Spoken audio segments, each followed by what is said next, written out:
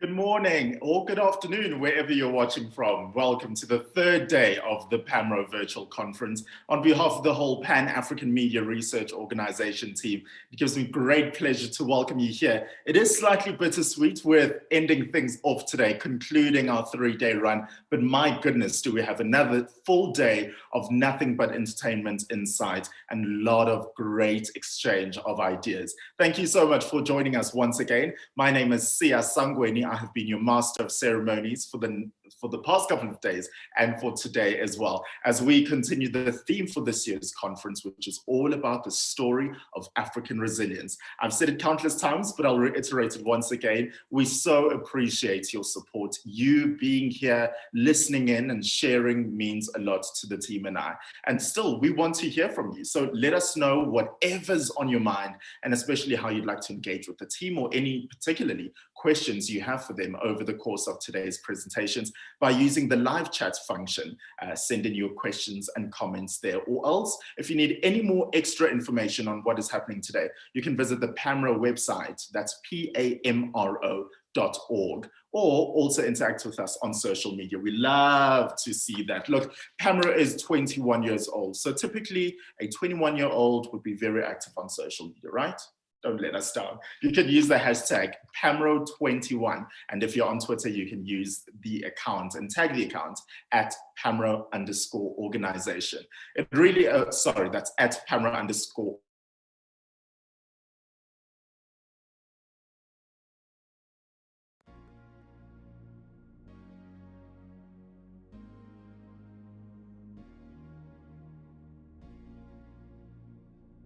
Talking about when we mention the story of African resilience. And so we'll be continuing with that. If you missed out on yesterday, my goodness, did you miss out on a lot? Actually, the past 2 days, really.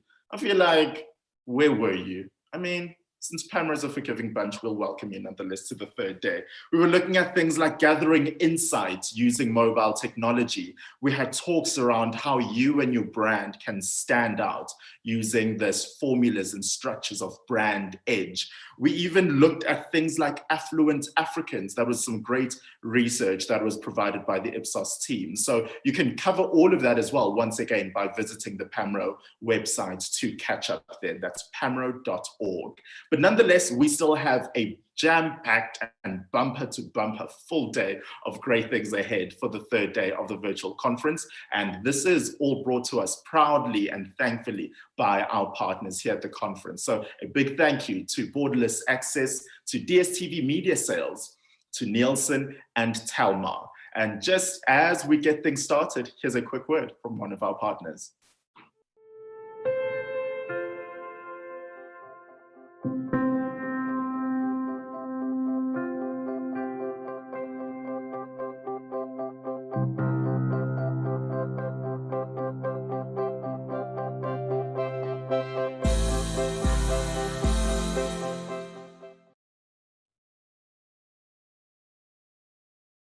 Before we get things started, I know it's not time for goodbyes just yet. It is our final day of the conference, but broadcasting and bringing you all of this information from my home will feel quite weird from tomorrow onwards when you aren't here. I feel like you and we've developed closer. Would you agree? I think so. So close that I feel like it's now the end of the month. It's time to pay rent. You can chip in with that rent because you were proudly here as well. I thought maybe I should change the curtains or something. Now I need to ask you for advice since we're getting so close. That's what the PAMRO virtual conference is also doing. A nice cherry on top of bringing people together. Look, you let me know your thoughts and the thoughts on the presentations by using the hashtag PAMRO21 and tagging at PAMRO_org. So let's get the day started by introducing our first set of presenters. This is going to be a look at measuring the changing socio-economic landscape of Africa. And so the three people who will be presenting this, well, firstly, Neil Higgs, who needs no introduction, having having spoken at numerous PAMRO conferences and won numerous awards at SAMRO. Now, Neil is a pioneer in the socio-economic measurement space and has contributed much to thought leadership in this space. He holds a BSc in mathematical statistics from WITS and has over 40 years experience. He partnered with data scientist Shramik Misra from the Kantar Africa, Middle East and Middle East Analytics team. Shramik holds a BSc in statistics and applied mathematics from the University of KZN and has been partnering with Pranolan Munsami on developing bespoke analytics solutions. And then the final speaker in this trio is Karen Duchesne, Chief Growth Officer at Kantar for this region. Karen Hole works across the continent in unlocking growth for clients. She was previously the CEO for Kantar in South Africa and Chief Client Officer for TNS Africa Middle East, based in Turkey. So quite a very, and actually beyond capable trio to take us in for the third day of the PAMRO virtual conference. Over to you, lady and gentlemen.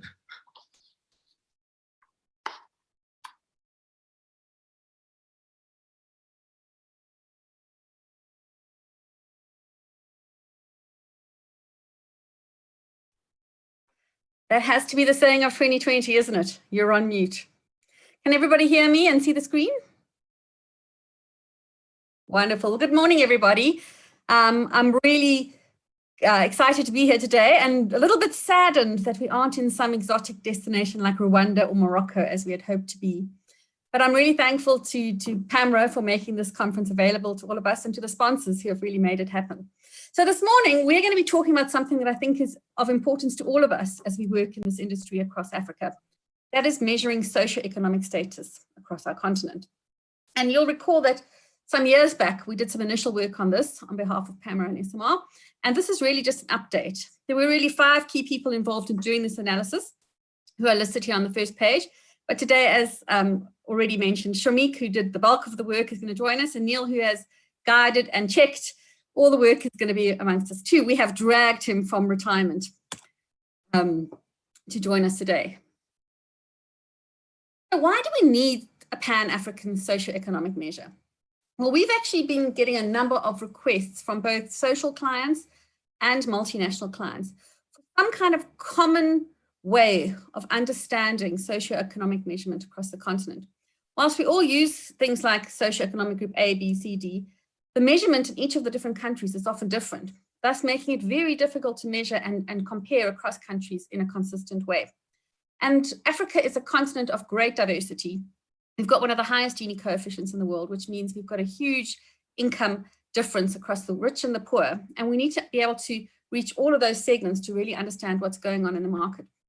And because there's been a lot of growth in Africa, and let's hope it continues after all this COVID chaos, there's been a lot of change. So it's very important that we revisit the initial work that was done some years back. Just to emphasize the importance of why we need this.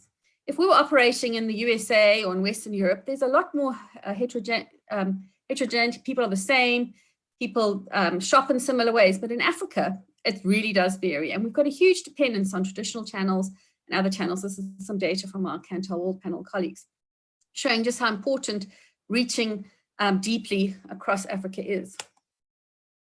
And in particular, we see that 44% of all the consumption actually comes from that bottom of the pyramid. So we need to be able to accurately identify the top end, which many marketers are already attracted to, but to recognize that much of the volume comes from the bottom. So we need to be able to accurately measure both of them and be able to look at that in a consistent way across our very diverse continent. And as you can see, very large continent. So, as I said before, there was initial work done by Neil and the team in 2014. And ideally, this type of work needs to be refreshed at least every 5 years. And what's really great about this year's analysis is that there's now far more country data available from Afrobarometer. So we've had far more coverage, and this will make it even more relevant as a measure. And then I think probably the most important reason why this has become even more important is that due to COVID, there's been a huge migration of work from face-to-face field onto mobile and other methods that don't involve visiting people in their homes. And I don't think I need to tell anyone here on this call that in Africa, internet penetration means mobile penetration. This is the way that we access the world of the internet, is via our favorite little device, the mobile phone. And as such, in order to measure socioeconomic measures, often the questions are long and difficult. We need something that's short and sharp and that everybody can use across our industry in a consistent way that measures things quickly and in a suitable way for mobile. So before I continue, I just wanted to give a big thank you to all our statistical gurus who have really contributed their time to this initiative. When we began the work, just because we've been having a lot of queries about it, we didn't actually realize the conference was taking place. So we've had to accelerate and really push through to try and get you something today. So thank you, team, for really working your magic to get us here today. And then one point I would like to make is that this is for industry use. Anyone can use it, it's non-proprietary.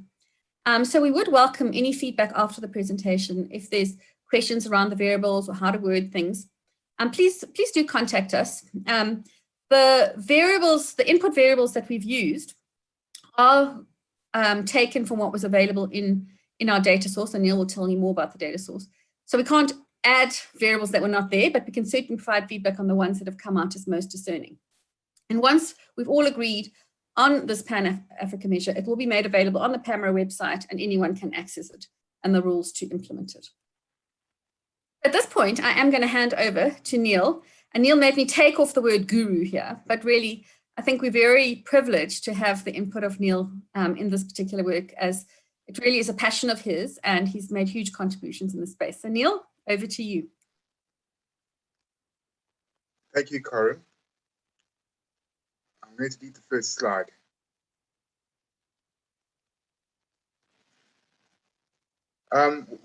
Looking back over my career, I've noticed that the very first paper I wrote ever was about this exact same topic. And as Corinne said, there's been a constant desire for this kind of measure, essentially worldwide, and for almost as long as research has been around. So measuring a household's socioeconomic status is really a very important construct to marketers to understand marketing efforts and to guide people in targeting their various products in ways that are meaningful to people themselves. So from that point of view, we need to understand how a household lives, what is its level of wealth, and what is its access to services. We did this in 2014, 2015, and one of the problems we had then was we didn't have some of the key countries like Nigeria. This time around, we have managed to include more countries, and as a result, we have a more differentiated measure, which is generally speaking better. As Corinne said, we use the available data set, which is Afrobarometer. We have looked at other data sets over the years. The demographic and health surveys from the World Bank is one such set, but they're very inconsistent, especially in terms of timing, which doesn't really help us a great deal. Afrobarometer do waves very frequently, so we can normally get data which is only 1 to 2 years or even less old. This particular set that we've looked at here, 34 countries, covers 76% of Africa, which is considerably better than it was 5 years ago in our data. As I said, one of the key criticisms last time was we didn't have Nigeria. Obviously, Nigeria is a major economic powerhouse, first or second in the continent, depending on how you measure it. We've also got far more Central and North African countries and some of the French-speaking countries, which adds considerably to the value and the robustness of the data set. So the sample size obviously is therefore much bigger than it was, from 32,000 to almost 46,000. And you can see the additional 15 countries that we added since last time. We had 20 countries last time. We lost Burundi this time, but we've got 15 additional countries, bringing our total to 34. Next slide, please, Corinne. And here you can see the breakdown from what it was 5 years ago, 6 years ago, to what we're looking at now. And you will see the great improvements in terms of North Africa and Central Africa. And even in terms of West Africa, we've covered far more than we had before, and in Southern Africa as well. So a very much more diverse group of people that we're covering, more languages, more cultures, more religions, and more geographical spread. Now, what do we think about when we think about socioeconomic status, socioeconomic systems, if you want to call it that? What we're trying to do is measure people on a scoring system. People don't fall into discrete groups when it comes to socioeconomic status. They fall across a continuum. In the olden days, we used to think of things like A, B, C1, C2, D, E as distinct groupings. But we now know that these people fall along a continuum, which goes from low to high. Now, low socioeconomic status is essentially poorer people in smaller, not so good houses. Their houses aren't built of the best materials. They have access to far fewer amenities. The infrastructure in their area is, generally speaking, a lot less. They're less wealthy, so they have less durables. They have less access, generally speaking, to what the world has to offer in terms of both transport and communication. They will generally be unskilled workers or poorer skilled workers and not have great education. Whereas on the other side of the spectrum, we've got people with better houses, modern materials, a much better infrastructure all around them, more durables because they're more wealthy, better communications, which is vital to understanding the world. They've got access to better transport, a better job, and more education. And people fall along all points along this continuum, as we'll see later on in the work that Shramik has done. Now, our aim here, as it has been for a number of years, is to create a scoring system which goes along that continuum, one that's simple and can be used across all the countries of the continent. We use Afrobarometer round 7 data, which is the latest we had, which was consistent across all the different countries. And the good thing about them is that their questionnaire doesn't change much country to country. That's also a limitation, as Karen said earlier on, because we can't add variables. And there are a couple of variables I wouldn't have minded adding at the bottom end of the pyramid to be a better differentiator. But nonetheless, it's a pretty good questionnaire. So we've created a single system, not based on groups of countries, but across all 34 countries taken simultaneously, which means that we can measure every country on the same scoring system. There's a simple scorecard which can be used in field, in coding quite easily. And we've generated 2 measures out of this. One is what we call our gold standard, which is the essential measure which becomes our reference measure. In this particular case, we've got 15 variables in the measure. I'll come on to that shortly. Compared with last year, or last 5 years ago, we had 17 measures. But because it's a more discriminating set of countries, we could get away with slightly fewer measures, which is better from a point of view of questionnaire optimization, while still retaining a high level of granularity. Now, from that, as Corin said, mobile is critically important. So we've tried to find a shorter version. It's quite difficult, especially at the bottom end of the continuum.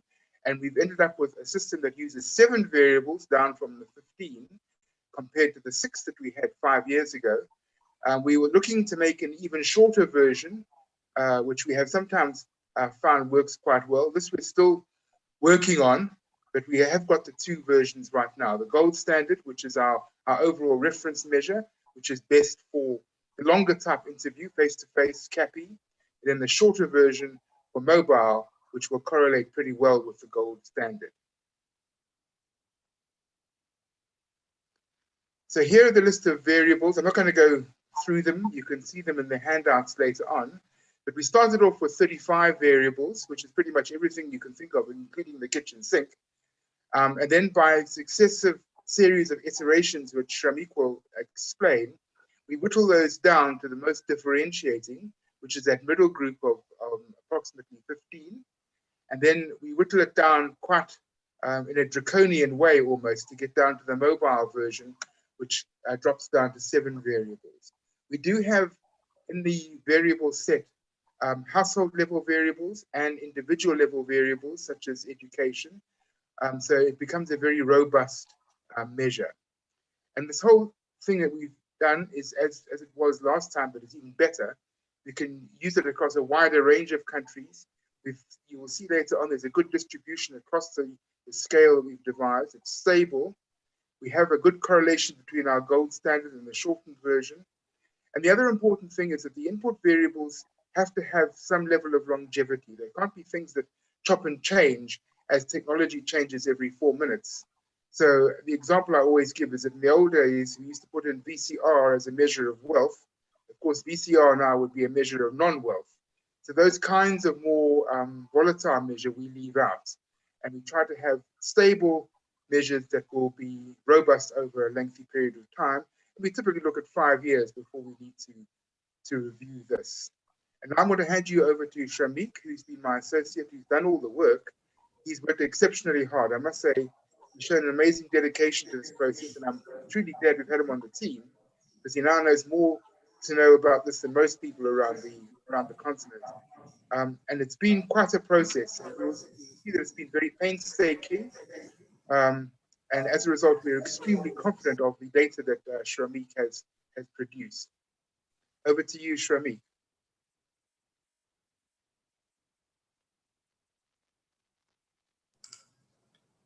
Thank you, Neil. Hi, everybody. As Sia has mentioned earlier, I'm Shramik, and I'm going to take you through some of the processes that we followed in order to develop our scoring system. So we began by creating a BERT matrix using all 35 of the variables that we had initially considered. Using this matrix, we created a correspondence map. That's what you see on your screen at the moment. So what this does is it gives us a visual representation of how meaningful each level of variable is across the different socioeconomic groups. Karan, if you could go to the next slide, please. Okay, what we did then is we sought to create what we call our gold standard. So we wanted to use fewer variables while still trying to achieve good explainability across our x-axis. The correspondence map for our 15 variable gold standard is shown on the slide that you can see at the moment. So if you look at this slide, what you'll notice is the levels on the far left, such as no informal education, are associated with lower socioeconomic scores. And the variables towards the right of the map, such as having a post office nearby, are associated with the higher socioeconomic scores. Next slide, please, Karen. As Neil has mentioned, the process has been an involved one. From our initial model, we had 38 iterations in order to reach the point that we've gotten to now, where we made sure that we reached a solution that offers a good level of stability and granularity. I think although the journey has been a long one, it's definitely proven to be fruitful. Next slide, please, Karen. Okay, so this is the scorecard that we've arrived at for our gold standard. As Neil has measured, we have an individual scoring system, which does contain a mix of both structural and personal items. We found that including some personal items, such as the frequency of internet use and the level of education, allowed us to achieve a differentiation that we were happy with. Next slide, please, Karen. Okay, given the current situation around the globe, there certainly has been a big shift recently towards mobile studies, as Karen has alluded to earlier. And with this in mind, we have created a mobile version of our scoring system. So the map that you see on screen now can be considered an analyst stream. The correspondence map for our mobile version still exhibits the desired continuum that we expect with a U-shape. So again, the mobile version on screen uses 9 variables, and as we mentioned, exhibits a good variance explained. Next slide, please, Karen. Okay, what we then looked at was a comparison of the individual scores between our gold standard and those for our mobile version. And we have found that they do exhibit good correlation. As Neil had mentioned earlier, and the R squared here is 0.945. Next slide, please. Okay, a comparison between the distributions at a 5-class interval shows us that the mobile version classifies respondents in a similar manner to the way that they would have been classified if we were to score them using our gold standard, especially if you're looking at the higher end. Next slide, please, Karen. Okay, now if we had to look at them in finer intervals, as we have seen in the previous slide, the mobile version does have a similar distribution of scores to our gold standard. That's the graph you're looking at on your right. For scores between 20 and 100 especially, Although the mobile version does have a higher classification of respondents between the 0 to 20 range versus our gold standard, we do believe that if this is your target group, that they actually may be more difficult to reach via a mobile survey, and that using our full gold standard with CAPI will probably be your preferred method. Next slide, please, Karen. Okay, so this is a look at the scorecard that we've developed for a mobile version of the scoring system. Again, it consists, the majority of the variables are durables, with the two personal items being frequency of internet use and level of education again. Next slide, please. Okay, yeah, that's it from me. I'd like to now hand you back to Karen, who will take you through some outcomes across Africa. Over to you, Karen. Great, thanks. So yeah, lots of complicated analysis there, which we'll just show you in a simple form now, just to show you what the outcomes look like. I mean, ultimately, the real goal of this is the tool that you can all use on your surveys to measure this across the countries of Africa. First of all, one of the things we do is to make sure that all the variables are contributing as we run trace curves across the different input variables. And what you can see is different variables kick in and differentiate at different levels of the curve. So for example, this red one here, which is the kind of shelter you live in, is very discerning at the bottom, but once you get sort of past that, it's fairly standard across all the groups. Whereas things like the post office or your personal education is far more discerning at the top end. So we need variables that define both and that we get a lovely even distribution across the index. Then what we've done is we've run just the average score that we get for the socioeconomic system across all the countries that were included. And we've just here correlated the gold standard versus the mobile. And what you can see is at the bottom left there, we've got countries like Madagascar, Niger, Malawi, Uganda, that are coming with an average lower socioeconomic standard. And then the North African countries like Tunisia, Morocco, coming up high, Mauritius also high, and South Africa up there in terms of having higher average socioeconomic scores for the country. And as you can also see, a very good correlation between the two metrics at a country level. For those that have been using the previous tool, we've also shown a correlation between the version 1 and the version 2. And you can see it's also got a very nice correlation. It's 0.919 R squared there. So if you have been using the last one, you can feel comfortable to transition to the new one. And here, just a quick overview of the 5 groups by different countries. So you can get a sense for the lay of the land across Africa and how much income difference there is at a country level, and how the socioeconomic groups are distributed across each. So wherever you are, you can use this at your country level, and you can use it for comparison across countries.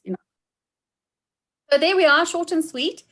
I hope that gives you a nice summary of what's possible for you to use. As we've mentioned, there's 2 versions, the CAPI version for using in field and the shorter mobile version, which will be available. All materials, the questionnaire guidelines, the scoring systems will be made available shortly. But before we do that, we just wanted to see if there's any other comments or considerations we need to think of before we dish out the materials. So thank you, and it's back to Sia. Thank you very much, team. That was very insightful. Thank you, thank you, thank you. I'm sure if people have some questions or comments, they can keep them from just before the coffee break when we go to our Q&A session. All 3 of them, Karen, Neil, and Shramek, will be around to answer any questions or comments that you have just before we go into our coffee break. So that was really, really awesome. Thank you. Karen Duchesne, Chief Growth Officer for Africa Middle East at Kantar. Neil Higgs, retired industry guru. I like that word, and I think it's befitting, Neil, so we'll stick to it. The guru, and she's also a consultant. And Shramek Misra, a data scientist. Thank you to all 3 of you for sharing your insights this morning. So before we move on with the rest of our program, here is a quick word from one of our partners, DSTV.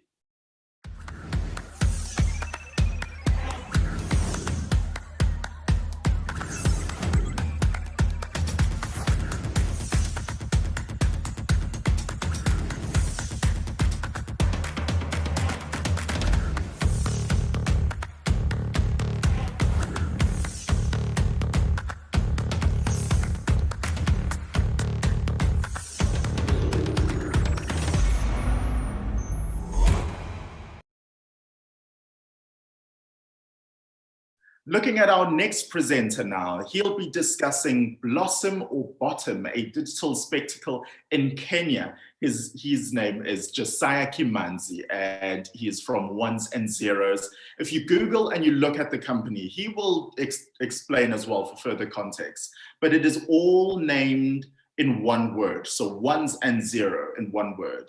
I also think it's an opportunity here, Josiah. Look, I'll give you this information. I will not charge you for it.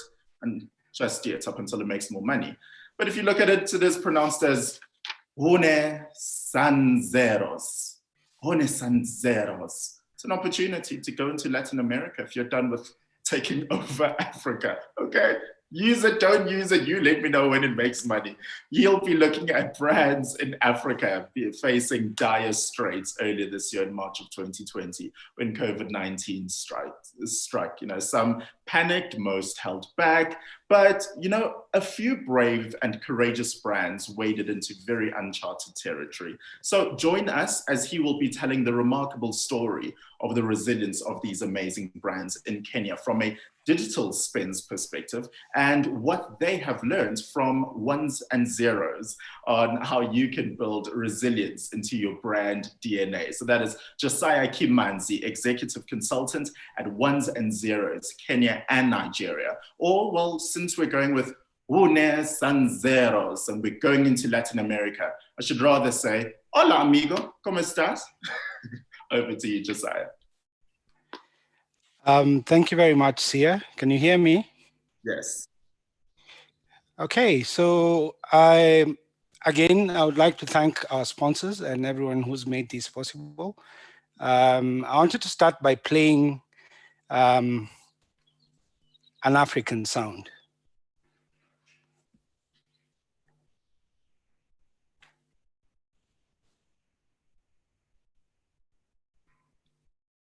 Sorry. Hold on a minute. Okay. In a minute. We're good?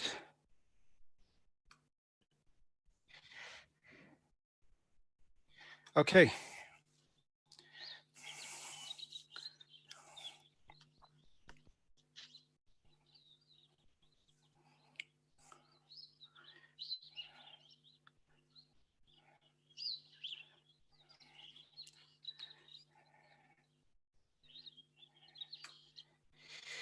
So I thought I would play that just to give us a sense of where we are.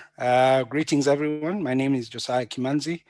I'm coming to you from a place called Mwingi. It's in eastern Kenya, and that's why you get such sounds. So today I'll tell you about Blossom or Bottom, a digital spectacle in Kenya.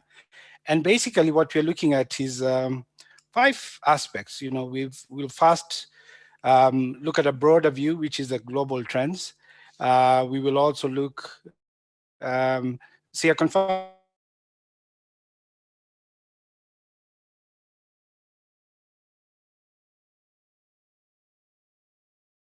You can see my slides. Hello? Hello? Hello? Yes. Okay. We can see your slide. Apologies for that. Okay. All right, cool. So we'll start with what's happening globally, then dive into some digital shifts within Kenya, connect some of the dots from our partners, whom I'll mention as we go along, then look at a few game changers and put some food for thought for PAMRO in terms of sustainable impact. I love this quote by Alvin Toffler. I won't read the whole of it. I'll just go to the bottom that says, we need to learn, unlearn, and relearn. And in that process, then what we see globally is that internet advertising has actually exceeded 50% or projected to exceed 50%. This is from Zenith Optimedia, surpassing TV, which has declined over time. And I know we've seen various versions of this slide, but I'd like us to pay key attention to a couple of things. So if you look at Netflix, there were 266,000 hours watched per minute in 2018. In 2020, that number tripled to 764. Same applies with scrolling on Instagram, 174,000 scrolls per minute to 694. And the last one is messages, either on WhatsApp or Messenger, that scaled up from about 38 million in 2018 to currently 59 million. So definitely, there's a lot of shifts. You can see Amazon, the new kid in the block, TikTok, has about 1,400 downloads per minute. And essentially, if you're a brand, bigger question is, are they seeing your brand, or are they getting distracted by content? And in that format, then we looked at some numbers provided in terms of downloads. So you can see that Zoom came up as the third most downloaded app, aside WhatsApp. TikTok was number 4. And this is specific to Kenya. Some of the websites most frequented, aside the usual ones, Google, YouTube, and Facebook, also include some very interesting ones at number 5 and number 10. I will not mention them. There's also a betting brand website, and there's also Instagram and Nation. So what has happened in Kenya? So from August 2019, you can see the trajectory has been going up in terms of YouTube numbers and content consumption. What we then thought was important is to actually have a comparison between Kenya, Nigeria, and South Africa. So between the number at the top is February 2020 and March 2020 is at the bottom. So in Kenya, for example, there were 5.8 million YouTube monthly reach numbers. That went up to 7.2. Nigeria was 18.5 to almost 25 million, slightly nudging ahead of South Africa. I know there's always that thing between the brotherly love between Nigeria and South Africa. Okay, so what does this then mean? So you've seen there's a lot happening within social media. Of course, there are all these privacy rules. There are vertical channels. They only give you, they would then pipe what you're viewing, only specific to your brand within that. So what we do as ones and zeros is we track premium websites. And we've done estimates around digital advertising for Kenya in consultation with a few publishers and clients. We estimate that annually, there's 6 billion Kenya shillings goes into this space. Now, that is not quantified, but we have checked, at least for our part, and we've confirmed which is premium websites. It takes up about 10% of client spend. So we can round that, if it's 10% of 6 billion, to about 600 million Kenya shillings. Okay, so who are we? What do we do? We are Africa's first premium website tracking solution. We are present in Kenya and Nigeria. We've developed systems that collect data, clean and analyze it. We have 34 months and counting. Specific to Kenya, we've monitored 7,300 campaigns, tracked 1,800 brands across 80 categories. What we then thought we should do is to put a Kenyan icon as our slide breaker. I'm sure everybody knows Eliud Kipchoge, the first man to run under 2 minutes. And we will skip that for now. So what we've done from ones and zeros is try and look at what happened pre-COVID, which is what you're seeing on your left-hand side, and what happened post-COVID. So the year began very well. At February, the numbers were really high, much higher than what we have for 2018 and 2019. And then in March, everything tanked. Now, if you look on the right-hand side, what you will then see is there's a recovery trajectory, which then shows how brands are starting to blossom. So who's driving this blossoming? And we'll also show you some categories where the brands have actually bottomed. The government, of course, had to be at the forefront. And you can see in March, their spends were about 2.2 million. As at August, those spends had gone as high as 3.9 million. So, and the incremental percentage is actually shown in the box in green. Where else did we see growth? We saw growth in banking, same pattern. The reason why you see the banking and betting patterns following what we saw based on overall sample is because these two particular categories account for close to 25% of all the total spends on digital that we track. But what is interesting is the growth for betting. If you look at betting from June onwards, the numbers have gone up. I can tell you as of today, because we track every single day, the numbers were close to, they've actually surpassed what was there last year. Of course, because the football season has come back and there's a lot of involvement. I thought I would put up this montage so that you can then see what kind of communication was being channeled out there. And there's one particular one that I wanted to focus on, which was the collaboration between Twiga Foods, Unilever, and Jumia Kenya, where 3 different brands in very different aspects came together with the Safe Hands initiative. On the right-hand side, there's a lady called Aziad Nasenya. She's a TikTok sensation. Actually, TikTok is what enabled her to gain a lot of ground in terms of social media. We also had Nivea beginning a donation of free liquid sanitizers in the fight against COVID. So these are just some, of course, there's a funny one about who we told you to stay home, not in the fridge, that was being channeled through KCB as well, doing something around banking. So the bigger question is who grew, who blossomed, who bottomed? You will see that betting blossomed as a category, education went up. The government spends actually quadrupled compared to 2018. Healthcare has also gone up and hotels have also gone up. This is data based on August year to date. So who bottomed? Telcom bottomed, so the Telcom brands bottomed as well. Media, mobile phones, automotive, airlines, websites, and of course travel and tourism, which is Kenya's bread and butter when it comes to foreign exchange earning. So again, Safaricom came up with campaigns about YouTube Gigabundle for about $1. Netflix ran various campaigns, so did Geisha from Unilever. And so now we will go into a specific case study. The reason I've picked Safaricom is simple. One is that aside being, a contributor to about 7% of Kenya's GDP, Safaricom has been super innovative during this period. They've come up with products like Lipa Mdogo Mdogo, which is you get a smartphone for $10 and you keep paying 2 cents every month until you finish. And it's basically targeted towards the lower end.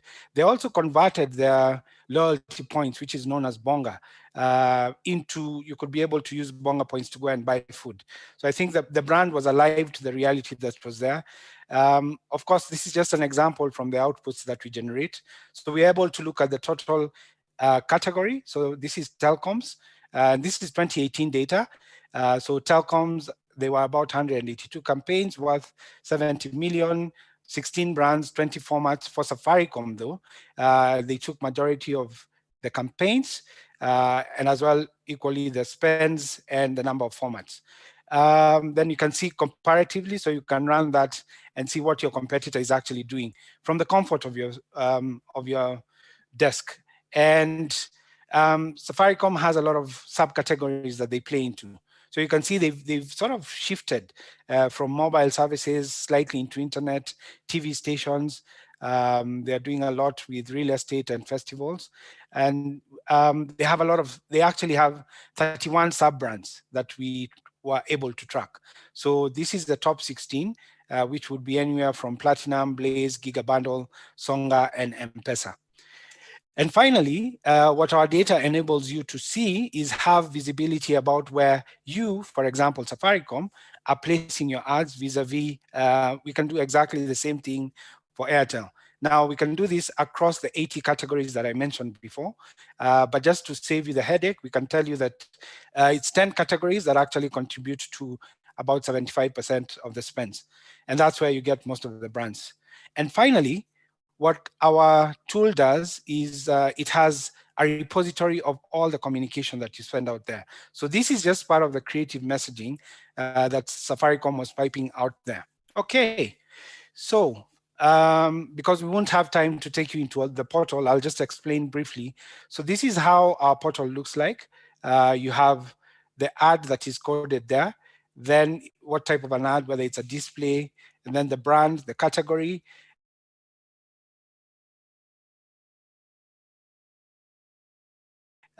which website, the landing page, the country, and of course the duration. So basically, you can actually see a media schedule of your competitor from the comfort of your desk. You also get daily alerts in the event that your competitor is running a new ad.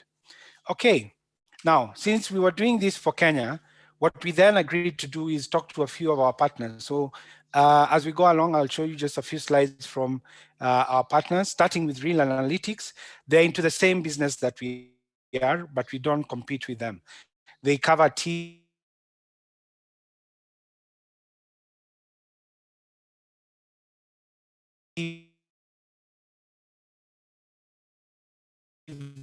they cover radio, they cover print, and they also cover outdoor. And I'll just quote it when he wins races. It's a seconds, and that's exactly what real, every single second, minute, depending on what your requirement is. So what have they done? They've looked back to the same period that we were. So they looked at January to June 2018, January to June 2020.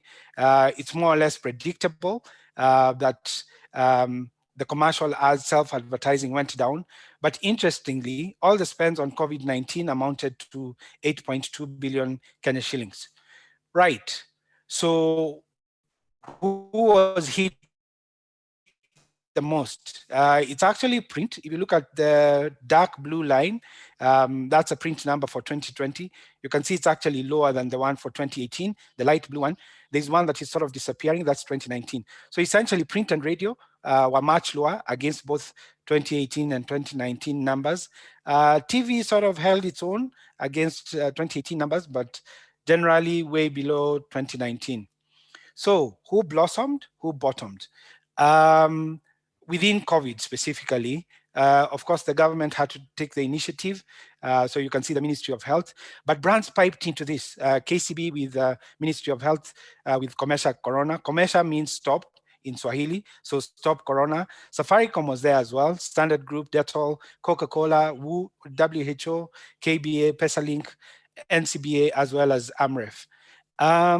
So what we did then is through our partner Real Analytics is to try and look at that whole ecosystem of hygiene. So what's happening within that space? And you'll see bath soaps really increase their spends to about 197 million. And then come June, the numbers dropped off. You might ask, why is this?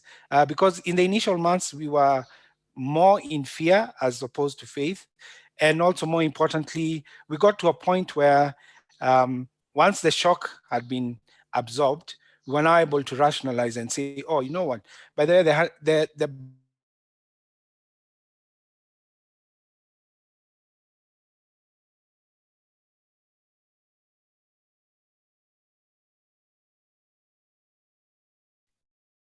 It just looks like we're having tiny technical difficulties with Josiah.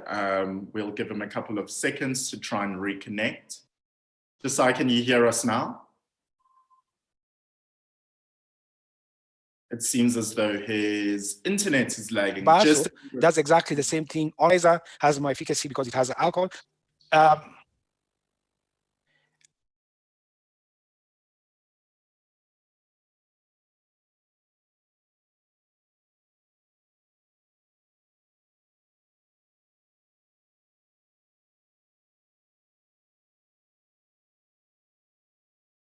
Okay, we seem to have lost Josiah right now. We'll try and get him back as he concludes his presentation. Man, as he was getting into the numbers there and really getting into unpacking some of the things that have been happening over the past couple of months. Look, very interesting stuff. And just on that point, it was actually, we understand the times that we're living in, but it's also quite shocking to see something like the print numbers being so low.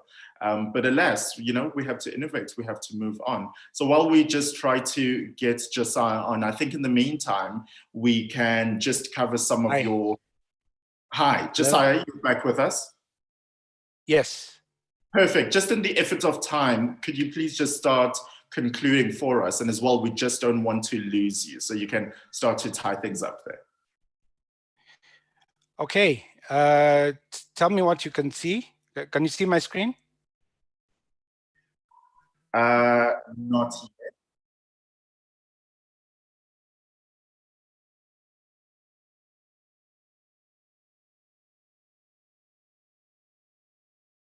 Just a moment. This is when you would receive some sort of elevator music as people are patiently on hold. Alas, we can't do that, nor do you even want me to start singing. Can you see my screen? I see that your screen's popping up. There we go.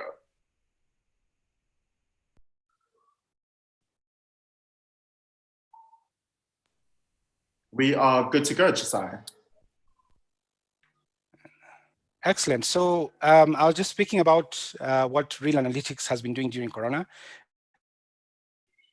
We have a partner as well, Nendo, Mark Kaigwa. And what Mark has done using Brandwatch in Nigeria is that over a 10-day period, they're able to monitor 48 million tweets. And the tweets actually went up the highest around October 11th. There were 15 million tweets. And some of them were actually driven by well-known artists like Banky Wellington, Aprokoko, Dr.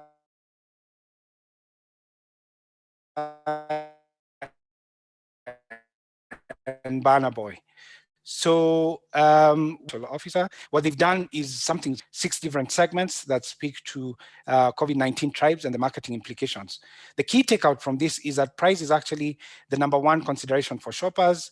And again, categories that blossomed and bottomed, for example, mobile data, water, fresh fruits, and tea. Categories that bottomed, chocolate, ready-to-eat meals, cosmetics, and beer.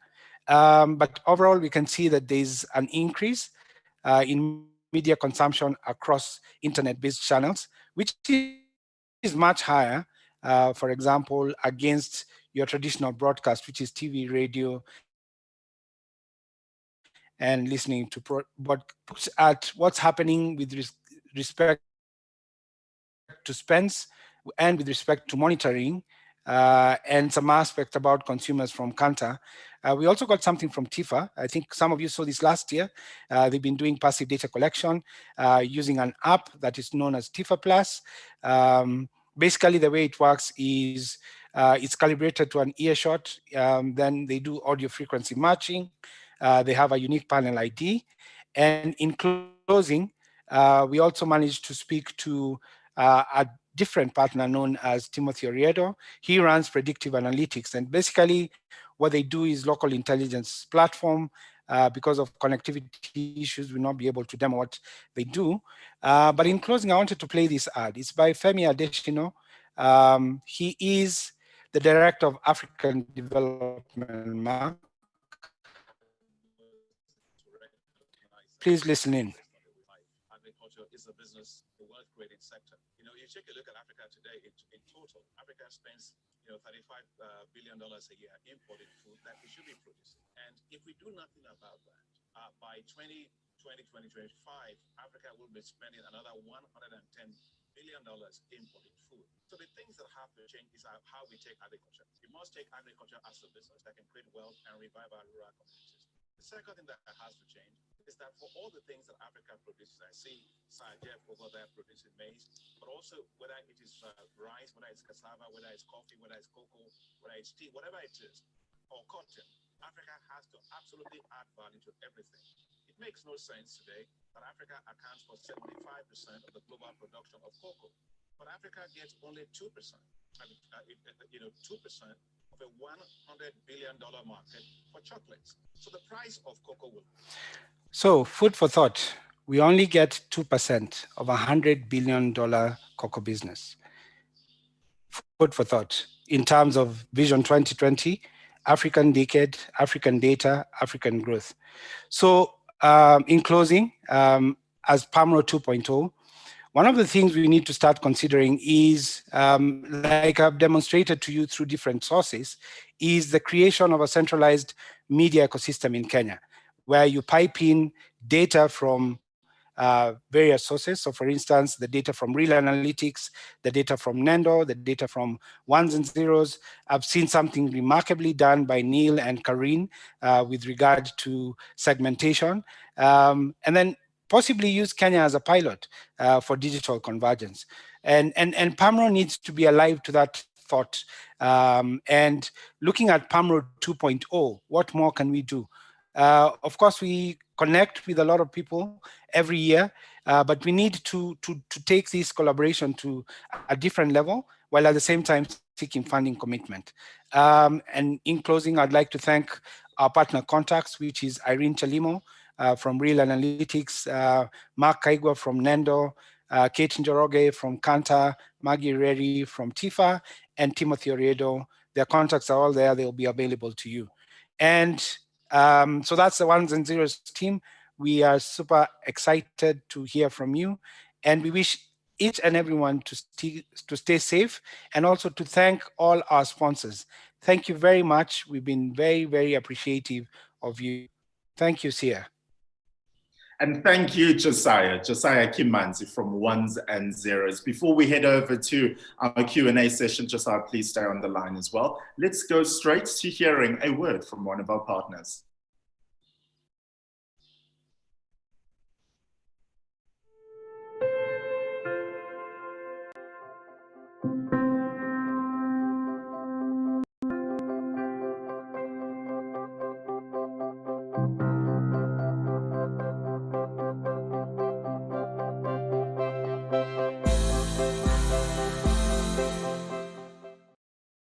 Been a great deal of How is this going to impact the way that folks consume? On speculation that these two companies are looking to think this now opens the floodgates for mega mergers.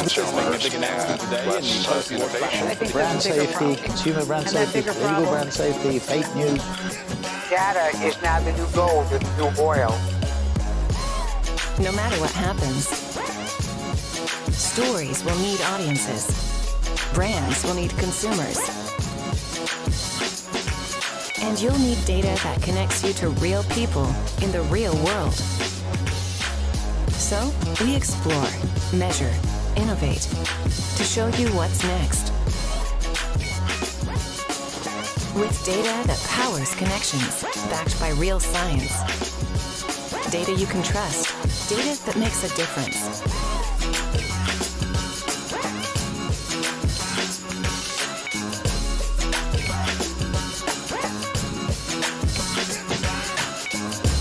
Because no matter what happens, we'll be here to show you what's next.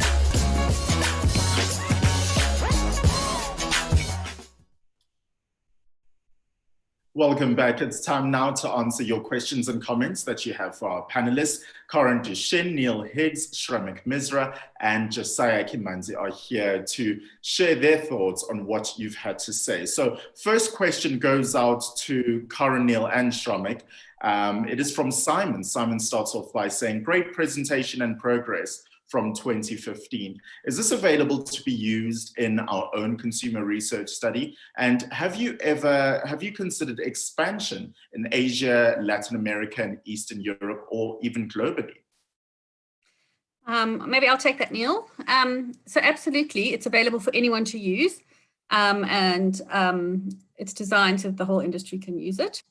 In terms of expanding to other countries, if there's something similar to Afrobarometer that would have similar questions, of course we could expand to that. But typically in your more developed countries, people don't often ask some of those basic questions like what kind of roofing you've got, or what kind of flooring you've got, or whether you've got a toilet. They often just don't even ask that kind of thing. But if we could find a common data source, absolutely we could extend. Great. Neil, Shramik, anything you'd like to add on that? I can add something that we did just before I retired. We were doing some work for one of the big cosmetic companies, looking at other countries. We had to use different data sets because, as Karan said, you actually require a consistent variable set across different countries. And I know that we looked at Pakistan and India, for example, and providing we can find consistent variables, it's entirely possible to extend, yes. Perfect. Thank you very much. And to Josiah, I hope you are still with us. This is a question that comes from Brendan. Brenda asks, Josiah, are you able to track spending like this by category for South Africa? Absolutely, yes. We just need to set up the infrastructure and we are good to go. Okay, so I'm seeing some sort of connection. I'm sure Brenda will reach out with more to add on that. You were saying? Yeah, did I also mention that we also track Nigeria? Now, one of the things we've realized, for example, in Nigeria, is that the websites that attract the highest level of revenue is actually Nairaland. It's not Ads by Google, it's not Business Daily, it's not Business Day. And the reason why Nairaland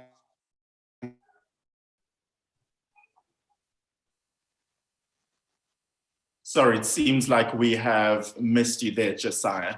So we'll just have to unfortunately move on. And it's a pity, I say, because the next question was very interesting. I'm just going to read it. It's an anonymous question, actually. I don't know why. It's because it's a community, and hence African country generate.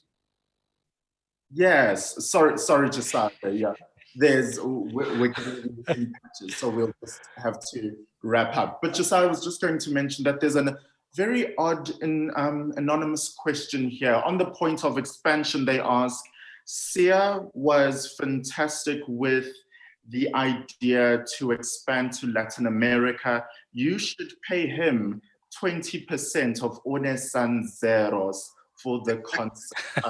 I'm just reading it there. I wonder where it came from. But anyway, on that point, as we move on with the program, I'd like to just make a special mention that unfortunately, Irene Kiwia, the CEO of Frontline Africa, was meant to join us today, but she was not able to make it. So we'll be missing out on her talk, but we hope as we move on with the rest of the day, you'll still be entertained and informed as we continue with day 3 of the PAMRO virtual conference. It's time now for a break, a coffee break for a couple of minutes, and we'll be back with so much more straight after this.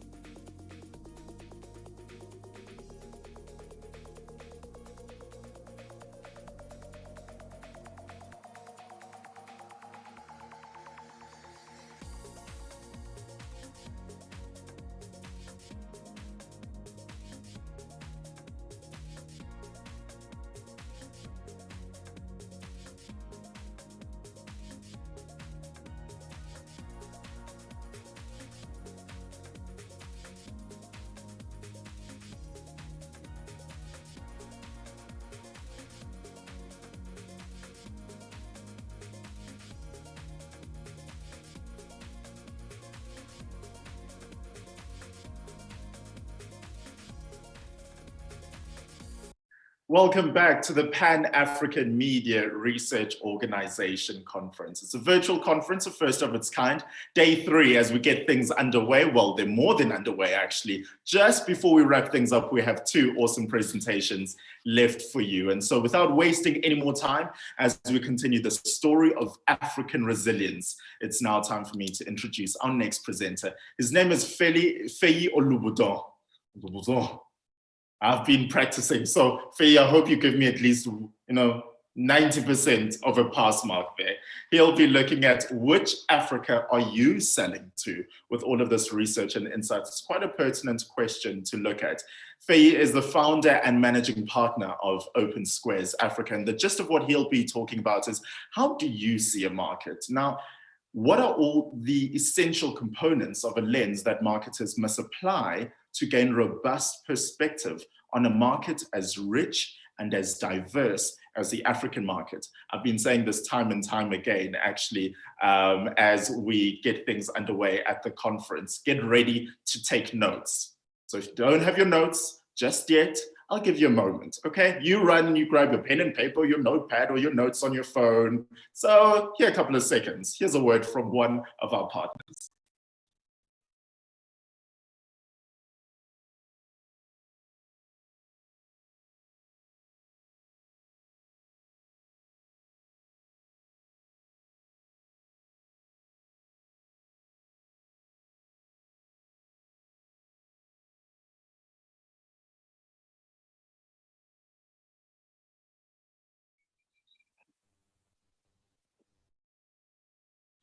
Awesome. So just before we get things started with Feyi Olubodun, remember that you can send in your questions or your comments, and especially questions directed to Feyi and our next lot of speakers for them to answer in our next Q&A session. So you can use that and send those through using the live chat option. But looking at which Africa are you selling to, Mr. Feyi, over to you. Thank you very much, Sia. Good to be here, everyone. I'm just gonna dive straight in and just share my screen. Awesome. So I'm gonna talk a little bit, as I said, about which Africa are you selling to, and I want to start with a story of what I call it the beginning of a holiday disaster, if you can put it that way. So it was Christmas morning, and then we woke up in the morning and all of that. And my son went to the window and pulled aside the curtains and looked out. And he promptly said, "Daddy, this is going to be a disaster. It's going to be a bad holiday." And I'm wondering, what did we get wrong? We put everything in place. We've planned perfectly for the holidays as we should. But the young man is unhappy.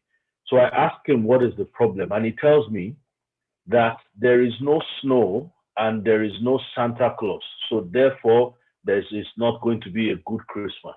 I said, well, there is no snow or Santa Claus in Africa. That's in America. He said, no.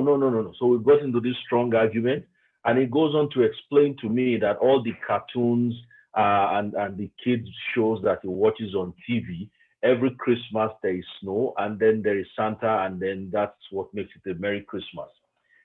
So we had this long argument. So I finally convinced him that in Africa, there is no snow except in a couple of countries, and there is no Santa Claus in Africa, and this is not how Christmas is done in Africa. And then he asked me this very important, life-changing question. He said, "Daddy, if that is so, why did you allow them to deceive us by bringing American content to the TV to make us think that there is snow and there is Santa Claus in Africa?" And that got me thinking that which Africa are you selling to? What exactly is Africa? Every time we say we're selling to Africa, we're taking our brands across. What exactly are we doing? Is it the Africa that believes there's Santa Claus and snow for Christmas? Or is it the Africa that has never seen snow and will never see Santa for their Christmas? So over here, if we look at Africa as a continent, you've got a situation where we have actually countries within the continent, but not only that, multiple cultures across the continent. If you look at the northern part of Africa, you are looking at a cultural profile that is very similar to the UAE, likely because of the Islamic religion that's happening there. If you look at the rest of Africa, from the West, Central, East Africa down, that's really what is broadly defined as African culture. It consists mostly of Black Africans. And then you have South Africa, which is a blend of Anglo-Dutch and the Black Ubuntu cultures. And one could argue that South Africa is actually two countries in one. One is the Anglo-Dutch culture, the other is the Black African culture. And the question is, why should anyone care about Africa? Is it really important? I mean, you know, there's a lot of things going on in the world today. Africa should not be one of the things anyone should care about. The former CEO of Unilever, Paul Polman, believes that within the next 3 decades or so, 80% of the world's population is going to live outside the US and Europe. And he shared his view that firms that will capture future growth or that will future-proof their business are those that are well positioned to meet the needs of emerging markets and emerging economies. You've got to understand those markets. Another reason, by the year 2050, just around the corner, Africa will have the largest population in the world, more than Asia. We're going to outgrow the population of Asia as a continent.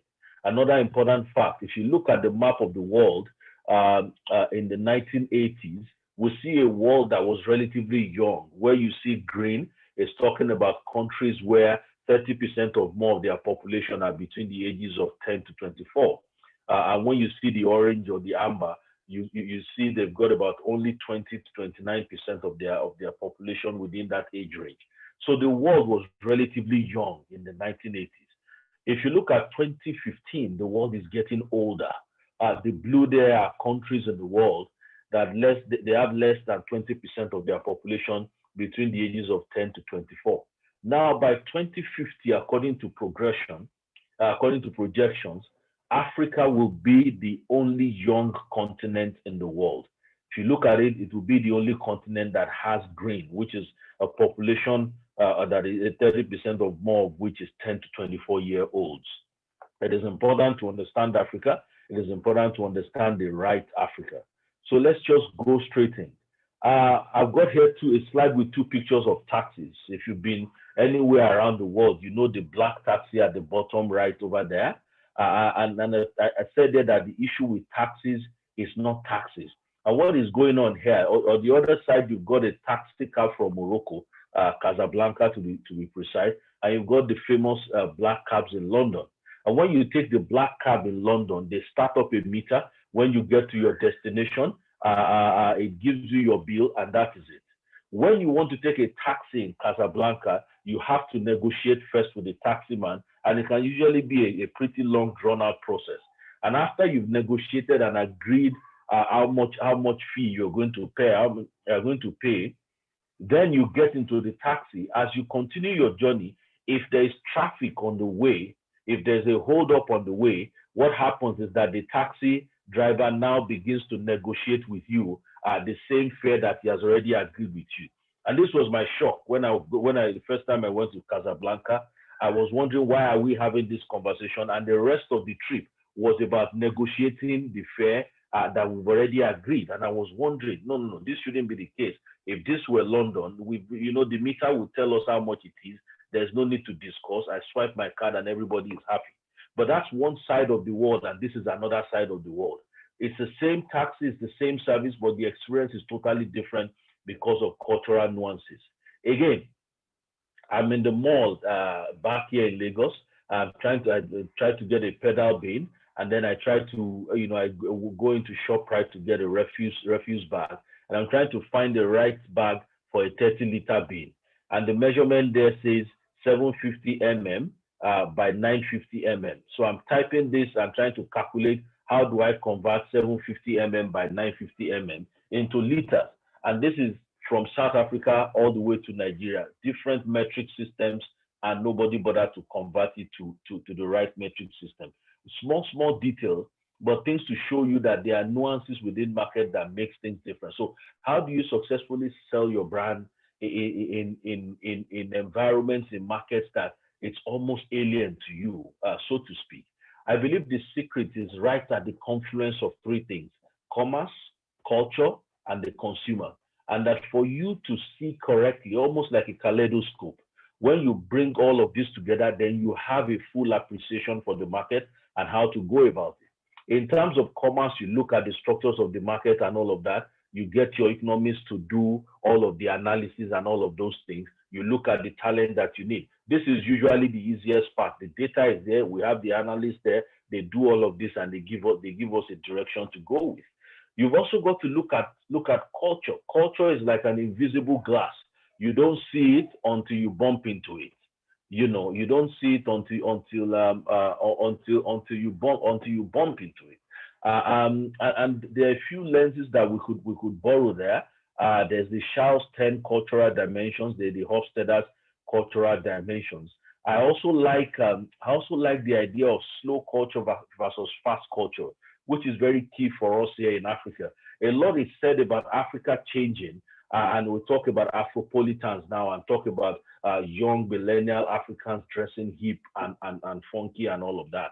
But fast culture has to do with peripheral things like the clothing we wear, fashion sense, and all of that, while slow culture has to do with the belief system, attitudes, and the behaviors of the people that actually impact on how they consume brands. I'm not going to go through this, but you see differences in things like how different cultures relate with a sense of control and a sense of time. Let me pick on time, for instance. Whether time is absolute or situational. Mostly in Western culture, time is absolute. 5 minutes is exactly 60 seconds multiplied by 5 minutes. But in Africa, time is a feeling. 5 minutes is, when I feel that I've spent 5 minutes with you. Time is discretionary. It is not absolute. It is not concrete time. How do we ascribe respect? In individualistic cultures like the West, respect is based on status. But in collectivist cultures like what we have in Africa, it is ascribed to you based on your existence, how long you've been around, and stuff like that. Again, if you look at things like the Hofstede's dimensions, and you look at things like power, distance, individualism, and so on and so forth, you see right a comparison of three countries: Nigeria, the United States, and the UK. And you see immediately that the power distance is very, very high in Africa, while the power distance is low in the UK. I'm a visiting lecturer at the business school in the UK, and anytime I go there, I always laugh at the students that address their professor by name. And I tell them every time, if you try that in my country, you will automatically get a fail in the course. You've got to address the man with the full title. It has to be addressed as professor, so, and so forth. The other one that I often like to point out is that Africa is one of the few countries where a man carries the title MD CEO, because it's not enough to be an MD. You also have to be a CEO at the same time. We've got power distance. You see that our individualism is very low. We're a very, very collectivist culture. Look at the comparison between Nigeria, South Africa, and Kenya. And you see that Nigeria and South Africa, very, very, very different, very, very different countries. And this is why I often say that South Africa may not necessarily be the best template to use as reference for developing marketing initiatives and marketing work for the rest of Africa. Each country has to be looked at differently and has to be analyzed differently using the same lens. Now, the third lens that has to do with the consumer is where we're going to spend the rest of our time. And it's the fact that we have all of these parameters that we use to analyze consumers, socioeconomic class, demographics, and all of that. But that is not enough. And there are many theories of personality, but there's also an African theory of personality that talks about how the African personality is formed as different from the Western personality. Now, what I believe and what we've tested and validated is a framework that I'd like to quickly introduce, which we call the villager. And this comes from the fact that every African the path of every African starts from the village and goes towards the urban areas or the city where they are looking for prosperity. You consider the fact that across Africa, about 65% of the population, on average, depending on the country, live and exist build their lives within the rural within the rural areas. And so what happens is when the African gets to the city, he is in the city, is exposed to technology and all of that, but in his mind, he's still a villager. So the village now is no longer a physical location. It's a psychological construct that has these 5 components, which we now call the village map. The first component there of this is staying cultural. And staying cultural has to do with the need to preserve your cultural identity in a larger socioeconomic context. And so you come there, you are carrying the cultural expectations and motivations that you have. For instance, you engage in behaviors that guarantee that you get community affirmation. You avoid behaviors that will cause you to get community sanctions, and you try to keep to rituals that are unique to your community. And therefore, you will engage with brands that reinforce cultural expectations or motivations. There is the second one. There is the herd mentality, and this speaks to the need of the African consumer to journey through life in demographic cohorts. This means that this is about achieving things in life or the rites of passage in life at the time that you are expected to achieve them. It's not an individualistic culture like the West where you do your own thing whenever you feel like it. In Africa, you are not supposed to do it when you feel like it. You do it when the society expects you to do it. There's also the value of the enemy, in which we argue that Maslow's hierarchy of human needs is largely built for an individualistic culture, but that what motivates the African towards success is the need to make a point with their success, is the need to prove somebody wrong that has said they could not succeed. So they will engage with brands that tap and touch into that motivation whenever they see such brands. Pillars of religion. Pillars of religion is around the fact that the Western mind is a scientific mind and chooses religion as a personal decision. But in Africa, you are expected to believe in God. It is an expectation. Only less than 12% of Africans are atheists, and most of them are concentrated in the southern part of Africa. As you go up north, the further up north you go, the more religious the continent becomes. But the religion is not necessarily about the practices of the religion. It's really about the belief that you need divine or external influence to achieve success in your lifetime. And success is defined by fame or fortune, and this tends to lend itself to brands that are believed to be enabler brands.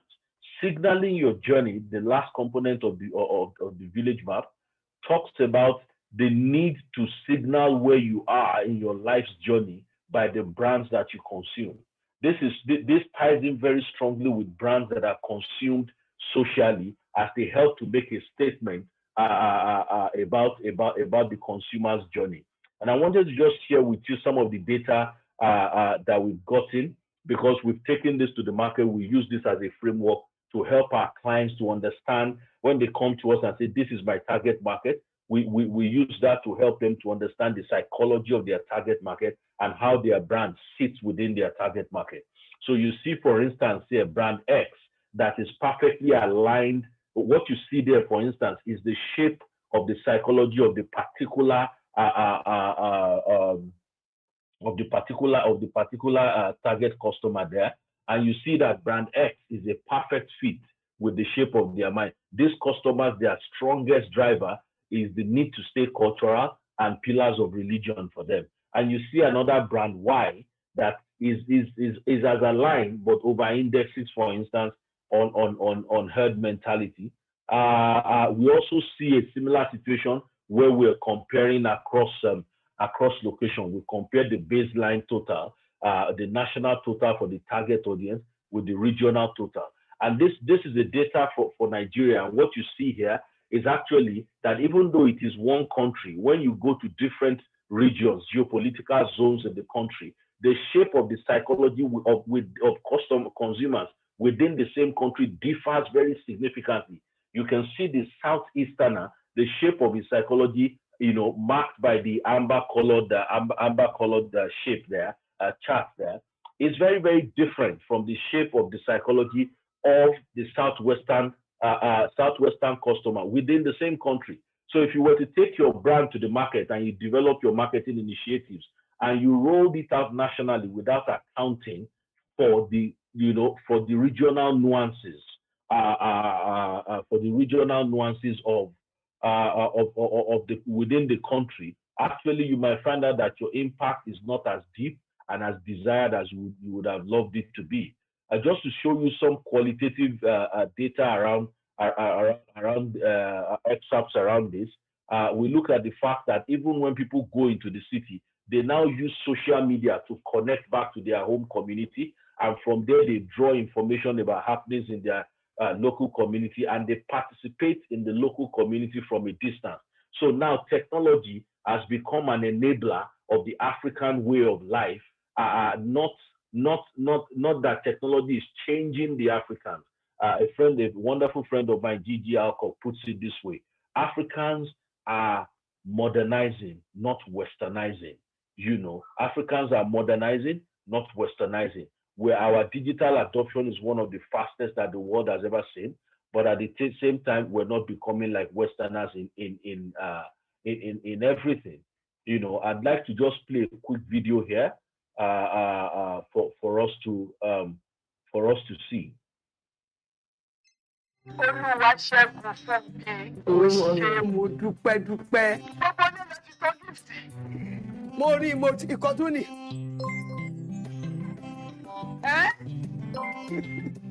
Mo sọ fún ẹ lójoojúmọ́ pé gbogbo tó ń ṣe fún mi, ọmọ á ṣe fún ẹ nílọ́po. Abiyamọ ayé, abiyamọ ọ̀run, má sùn rẹ̀. Ìbàjẹ́ kéré tó ní kò ní kọ̀ ẹ́. Ọmọ òní ní kò gbé tí wá kò gbé jẹ. Ọmọ òní tí ẹ lọ síbi tó ò lérò. Ní gbogbo ọjọ́ ayé ẹ ò ní rí bi. Bí wọ́n bá ń pín wàhálà ìjà, ò ní ẹ̀ ní rówó rà. Bẹ́ẹ̀ ni, ò ní kábàámọ̀. Èyí tó máa bá ṣe tó máa kó bá ìgbé ayé ẹ kò ní bẹ́ẹ̀ rí, wọn náà ní bá a rí. Ọmọ adùn ẹnu, àbùkù ò ní kàn ẹ́ o. Ayé ò ní rí ẹ mú o. Mo sọ fún ẹni tinútinú tọkùtọkù. Lọ́nà ọ̀dọ̀ méjèèjì tó kù nígbà yà. Mo súre fún ẹ, eré àpò ẹ. Abiyamọ ayé, abiyamọ ọ̀run. Wọ́n súre fún ẹ. Ó yẹ sáré gbé bàbá wọlé. Ó ti ń ṣú ara, ó ti tó ara, kò ní jẹ́ tiẹ̀. Wọnú ògo tuntun lọ, Olúwaṣẹ́gun. Wọnú ògo tuntun lọ. Ó yá wọnú ògo tuntun lọ. Wọnú ògo tuntun. Ẹlẹ́dàá mi. Mami, airtime yín kọ́. Ṣé ìwọ ti rókun tó gbẹ̀rí? Ó ti rí ọ̀sà kò gbẹ̀rí. I like to pause it there. And the reason I showed this particular video is a commercial for one of the telcos here in Nigeria, is that it highlights the fact, one of the many reasons that companies like MTN did so well in Nigeria, the telcos that made them so much money, especially in the days of voice, is the fact that behaviorally, even the way we communicate in the West, in Africa, is very different. You see the woman, the son sends the gift, and the woman spent hours or minutes or whatever just praying and praying for the guy, and he keeps going on saying me and all of that. If you imagine a Western phone call being made, it's very different. It's very direct. It's straight to the point. In 30 seconds, the phone call is done. When an African makes a phone call, he spends 2-3 minutes first exchanging greetings and all of that. Now, this cultural nuance may not be relevant, but if you're a telco company and you make revenue from voice, it becomes incredibly important what this can translate to for you. And this just goes to emphasize the fact that we are very communal on the continent. If you want to travel fast, you travel alone. If you want to travel far, you go together. You look at the issue of herd mentality, for instance, how it is important for you to achieve certain things across certain time markers or age markers and all of that, and how you are affirmed when you do that, and you're not affirmed when you don't do that. I like to play you another one, just a short one this time. You are how old? Me, I'm 31. You have no wife? No. No children? No. And no home? No. But you have money, yes. Yeah. Some. But not enough. No. Shall I get this diamond? Enough money? Yes. Yes. And you will get the wife and children. Probably not now. What? Huh? What? I'm confused. Yeah? Makes two of us, my bro. So you see here a scene from Blood Diamond. I'm sure quite a lot of us have seen the movie. DiCaprio plays the Western guy. Jimon Hussein plays the African guy, and he's asking him his age, and he says he's 31. Why are you not married? And the guy says, okay, I'm not married. The black guy says, you know what? Maybe it's because you don't have money. When we get this diamond, then you will marry. And the guy says no, and he says, I'm confused. He cannot understand why at 31 a man would not be married. Does it make sense? This is not, you are expected to do certain things at certain points, whereas in the Western culture that is very individualistic, you do what you want, when you like it, how you like it, when you want it. Regarding the issue of the enemy, it is important that you make a point with the success that you have. It is not important that it is not enough for you to be successful and then the success is hidden. Therefore, brands that play around social consumption, brands that are consumed within community spaces, they can draw a lot from this in terms of how they enable consumers to go on and project their success. When we look at the issue of religion, again, it's not about the specific religion, and it's not really about the denomination or type of religion you practice. It's more about the belief system around charity, around divine assistance, around external help. It's really about the fact that the locus of control, as perceived by the African, is external, unlike the Westerner, where the locus of control is internal. And this is a critical difference. Lastly, the issue of consumption profile, how we use the brands we consume to signal where we are in life. As you progress through life, you are meant to change the brands that you consume. So this allows us then to measure and to track the aspirational index for a target consumer, for instance. Now we're able to say to a client or to a business that this is how aspirational your brand is. This is how long your customers will stay with your brand. If they get more income, they will leave your brand and go to another brand, because your brand does not help them to show that they are making progress with their life. In Africa, we have the concept called arriving.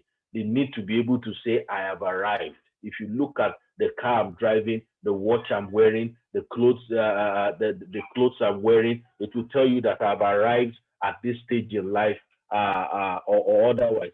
So therefore, it then means that on one hand, African consumers use the brands around them as a signal to their society. They use those brands as almost like a media channel to communicate where they are and where they are going to. And so this is a quick view that to let us know that while Africa is embracing technology, while Africa is advancing, Africa is embracing all kinds of things. That is the Africa that the world often sees and talks about in the international media.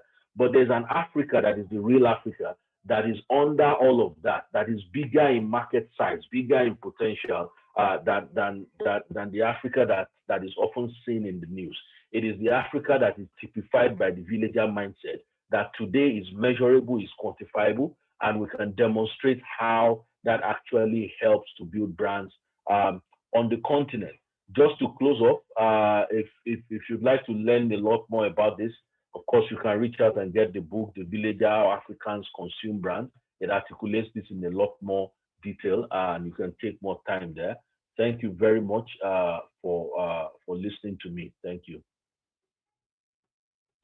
Faye, thank you so much for that. I definitely like the idea of the villager. I'll be getting my hands on that very, very soon. Look, and I also like what you were touching on there. It's about modernizing, not westernizing. That's really going to bring about a lot of change. And please just link me up with that telco, that telco that brought the commercial there that you played, because it's a little too close to home. I need to find out how they were listening in on conversations with me and my mother under lockdown, because that's just a standard feature.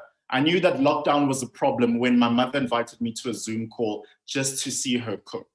It was a problem, but we moved on. Thank you so much, Faye. Please keep any of your questions and comments for Faye straight after this.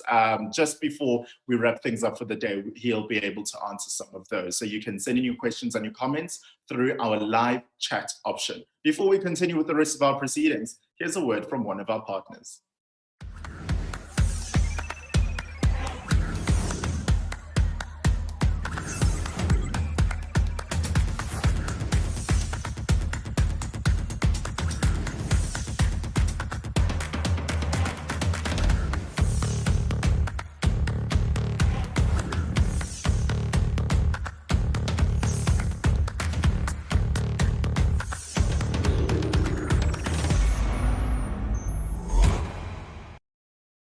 Time now to look at Africa country reports for this year. Now, country statistics, the digital and technology environment, and the research landscape across the continent is what Janet Proudfoot will be looking at. Janet is the GM for Group Research and Audience Strategy at eMedia Investments right here in South Africa. And if you have any questions for her, another reminder, just to keep it for the live chat, and we'll be able to look at those as she concludes her presentation. But Janet, not wasting any time whatsoever, over to you.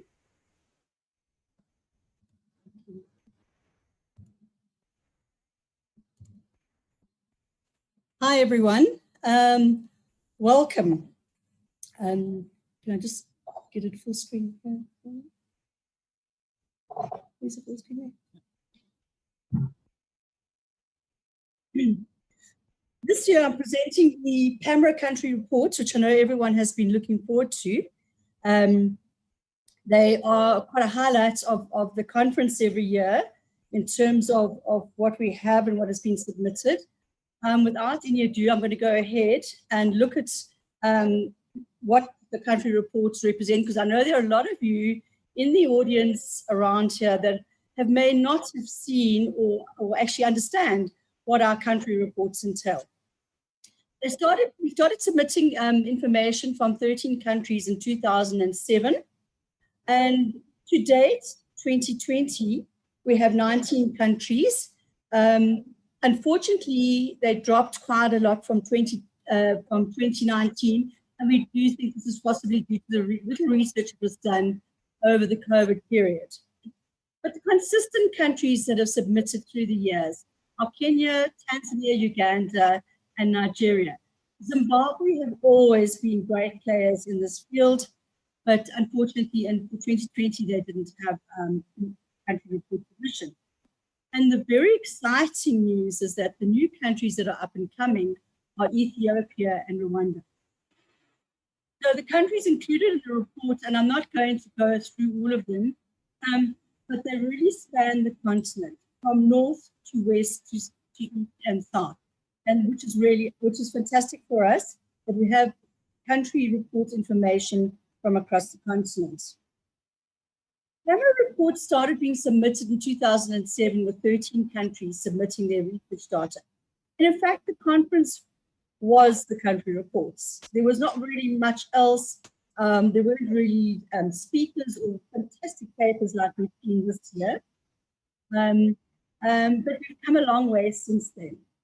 So thank you to Stevia Collins and her team who consolidated all the submitted reports. As we celebrate the largest attendance at the virtual PAMRO conference, we have to thank all of those who have submitted data from your countries. PAMRO conference theme of Vision 2020, African Decade, African Data and African Growth. The country reports are very significant in that they represent Africa research data, including media reach, consumption, and advertising spend, providing valuable knowledge to be shared. They're dependent on what research is available in a country and what research houses are active. In some countries, we get multiple sources of information. So these reports portray different media landscapes per country. And in terms of what is available, some data is older and slightly more outdated. Some is very, very recent and updated and on a more frequent basis. The goal is to get more countries to submit more frequently and with more recent data. The benefit is to the industry across the continent, including all our multinational clients. And I'm hoping there are quite a lot of them listening today. What are the sections included? And there's a standard template that is submitted with the information that can be provided per country. And the sections cover country stats, segmentation breakdown, research company details and offering, what research is available in the countries, the media overview, media consumption, country advertising spends, and interesting facts if there are, if people feel the need to submit those. I've used Algeria as an example, not for any other reason other than it's a start of the countries submitted. But also it's one of the relatively new countries that have submitted information, and some very interesting things have come out of it.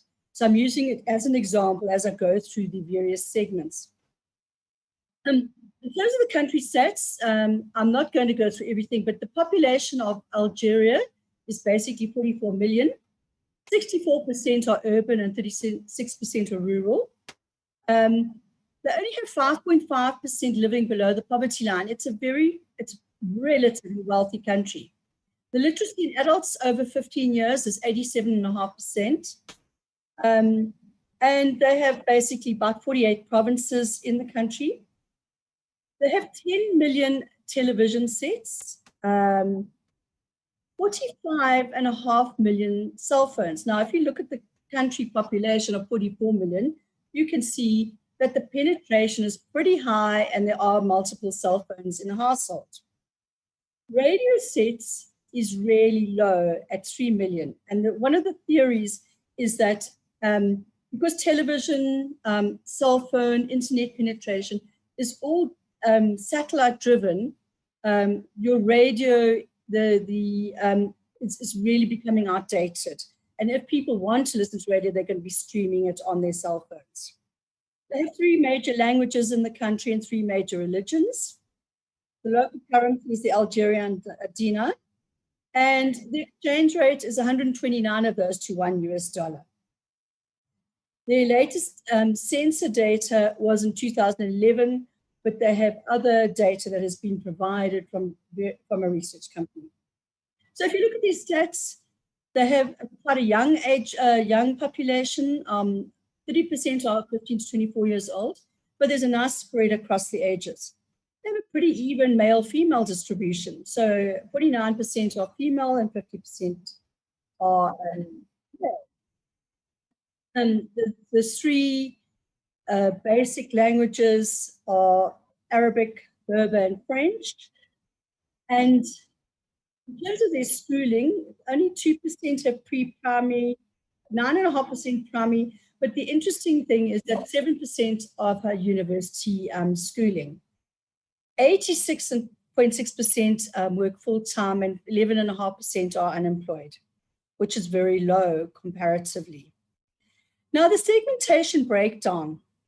The segmentation is given, and we saw the wonderful paper that was presented by Karen and Neil in terms of the Pan-African SCS segmentation for Pan-Africa, which is the socio-economic measure.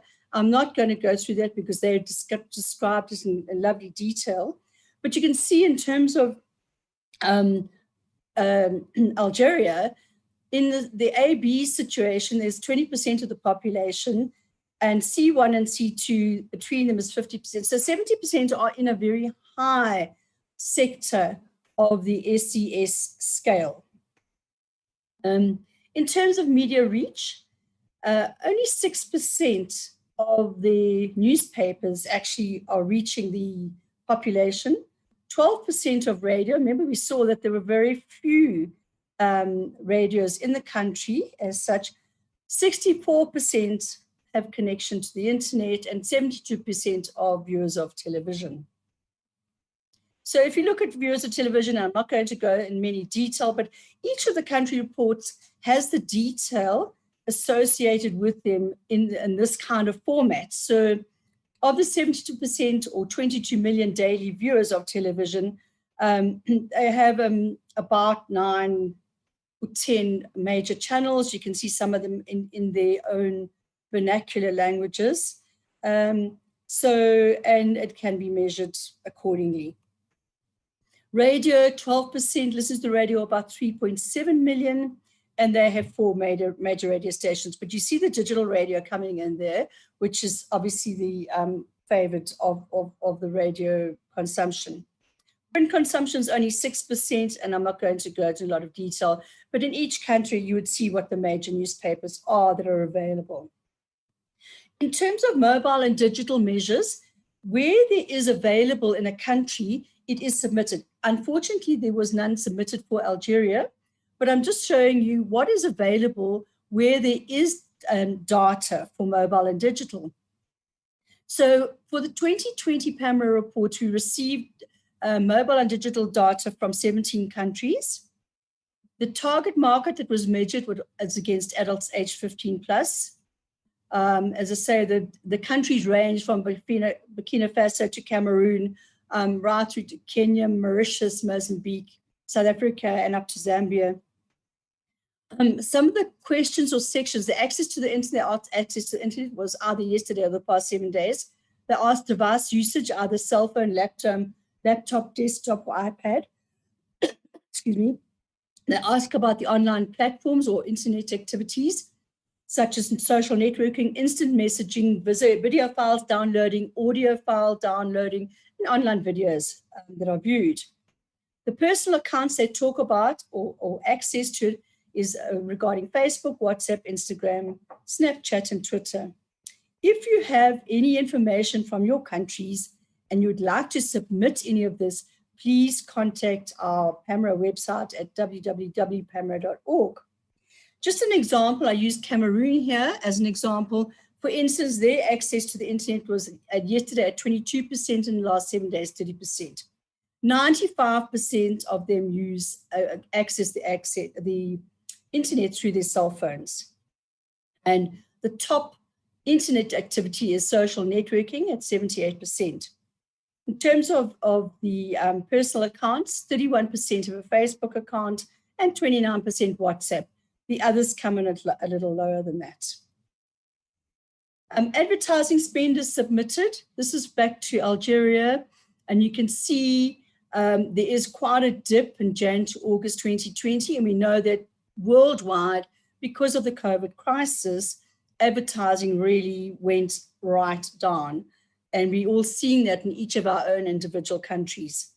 But interestingly, and I've seen some stats certainly coming from the US, and we saw them earlier in the conference, the television has really held its head up high amongst all of this, and the advertising spend has followed that. Even though it's a lot less than it has been or could have been, it still really is way beyond any other of the media types. What you can also get if the media information, the media spend has been submitted, is you can see who the top 5 categories are by investment.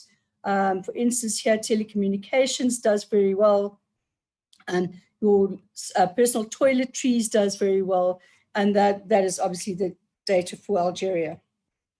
When we come to research, we also look at what research is available in a country. I use Burkina Faso here, where Kantar is one of the world's leading data insights and consulting company, and they're very, very active in 11 countries and 21 cities across the African continent.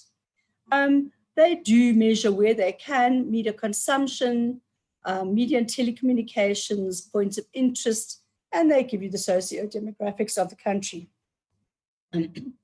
So in South Africa, for instance, the Broadcast Research Council is one of the largest councils in South Africa. It's a non-profit industry which operates as a separate entity it looks after the measurement needs of radio and television, and works closely, obviously, with the marketing and advertising industries in South Africa. The BRC, as I said, we've looked at the RAMS data, which comes out, the BRC TAMS, which is television data. And then we also had an establishment survey, which unfortunately came to an end in December last year. The latest data came out in March of 2020. And we are looking at, from a country point of view, how we move on to the next phase of the establishment survey. South Africa is a very lucky country in that we have a lot of media and research information available. As I have mentioned before, we had the establishment survey, which is your intermediate, and I'll go into that a little bit later. We also have the BRC RAMS, which is your radio audience measurement. Your TAMS is your television audience measurement. Your PAMS is your print audience measurement. And each of these have a council that oversees the work of these companies. We also have things like Roots, which is the scope of the survey is basically, it's printed shopping behavior, consumables, clothing, and it's really related to, we have many, many community newspapers within South Africa that are really at a local, sort of very, very local level, very popular in this country, and Roots covers that as from a research point of view. We also have Brand Atlas, which is a very well-respected survey that is, the last one that was released was in August 2019.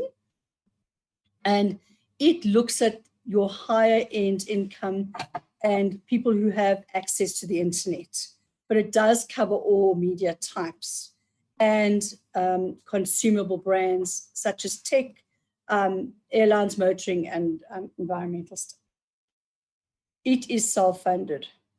Then we also have Brand Map and Y5, which is another access to a different type of research. And we have TGI, or from Ask Africa.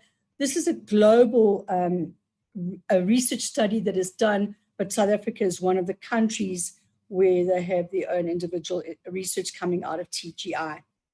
It is branded, which is very useful in many cases for the marketers in this country. So when we look at establishment surveys, an ES forms a framework and allows media currencies to leverage off it or hook back to it. It provides demographic breakdown and broad media consumption of a country, and it can be linked to or work off census data if it's available.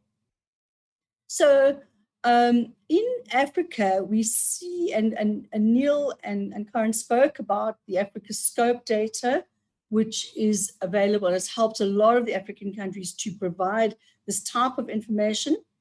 Otherwise, there are in-country establishment surveys or AMPS type of surveys. Most of the interviews are done in country for adults aged 15 and over. The scope of the survey is generally urban, but if it could be included, include some semi-urban or rural, it would be a bonus. In South Africa, we're very fortunate to have this coverage of both urban and rural. The media that are covered generally are print, radio, TV, internet usage, and out of home. And it's really nice to see there's cross usage of the different media types. The survey funding, and this is the big problem, it's a challenge. And in order to fund an ES, the recommendation is that a country sets up a JIC, or a joint industry committee, so that all media types get around a table to discuss the options. South Africa has a number of JICs that work together towards funding the ES, and we've spoken about them. The BRC, which is the TAMS and TV and Radio Council, the PRC, which is the Council for Print, and they've got an out-of-home council as well, for the out-of-home section. The census data is quite important. Many African countries have census data, but it's very outdated. Therefore, they'd have to conduct an establishment survey to be contemporary and to be able to provide data that could also be used for all your media currencies. In terms of the sample size and methodology, again, it would have to be agreed by the stakeholders, including the media owners and advertisers, and the scope would really depend on funding available. It would also be a multinational client's interest to collaborate on this. And PAMRO really is willing to be a facilitator. So if any of you feel that you'd like to discuss any of these issues or discuss the formation of an establishment survey, or how to even start going about it, or how to even have those conversations, to please contact PAMRO, and we'll see what we can do to facilitate this. As I said, some countries produce some interesting facts. I got some facts here. This is from Ethiopia, which is one of our newest submissions. For instance, in the culture, it's the only country in Africa with its own unique script. Now, I didn't know that. In terms of food and drink, coffee, which is one of the world's most popular beverages, was discovered in Ethiopia, in the region of Kaffa. That's where obviously the name coffee comes from. It has the largest per capita density of cattle in Africa and the 10th largest in the world. Teff, or the grain which is used to make the Ethiopian staple injera, is an ancient grain which believes to have originated in Ethiopia between 4000 and 1000 BC. It's the smallest grain in the world, and it's very rich in calcium, phosphorus, iron, copper, etc. It's a great source of protein, amino acids, carbohydrates, and fiber. It's also a really good gluten-free option for many people who are on the newfound diets. In terms of nature, the Gallardo baboon is in fact not a baboon, but it's an old world monkey, often classified in its own genus. They're the last surviving species of ancient grazing primates in the world that were once spread and now only found in Ethiopia. So really, in summary and conclusion, Vision 2020, African Decade, African Data and African Growth. The PAMRO country reports give an overall view of the media landscape in various countries, and they offer PAMRO friends and members to be used. So as we conclude this PAMRO symposium, the organizing committee would like to thank all of you for attending the successful conference from wherever you are in the world. We would also appeal to you to mobilize in your own countries, gather your own research data and submit it to PAMRO to be included in the next year's pack of country reports. We have 19 reports this year, and this is the perfect opportunity to grow this by at least another 10 reports before we get together in 2021. If you have data to submit, please contact PAMRO for the template at pamro.org. I thank you all. Janet, and we thank you. Thank you so much for all of that information. Thank you. Awesome. Great one. So I would like to just keep you online, Janet, and I'd like to bring Faye back into the conversation as well. We have a couple of questions here for the both of you, starting off with Faye. This is from Damawa, and they say an informative and excellent presentation, Faye, answering the why aspect of consumer behaviors. And they say, I like most of the points you made, that with research, one needs to focus on the individuality of a country. And so just to ask you, Faye, from, on the back of that comment, personally, what is the most exciting thing to you right now in modernizing Africa, not necessarily westernizing Africa? Thank you so much. That question, I just totally love it. It's the fact that somehow we've, in Africa, we've come to a place that we're more accepting of who we are. We're more embracing of who we are, and we're now finding more contemporary ways of expressing it.